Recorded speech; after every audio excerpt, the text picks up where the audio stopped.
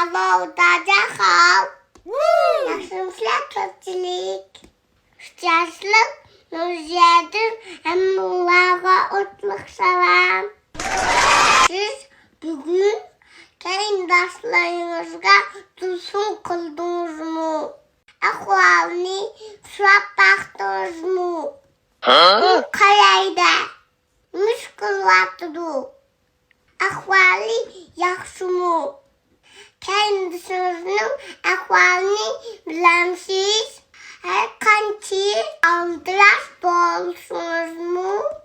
Qېrىndاشlaringizning ahvolini so'rashni unutib qolmang. Men hozir sizlarga qېrindosh degan she'rimni o'qib beraman. Darjangbandu qo'rquvli qilishni unutib qolmanglar. Qېrindosh, sana yomon bo'lsinmi? Ashqatdu qېrindosh, boshqati yo'q g'aningda. Ketyapti qېrindosh, ey ota va onam bu dunyoga tuyalgan. Sen yig'lasang, yaningda tan yig'laydi qېrindosh. Uyman topsa, tan yegan.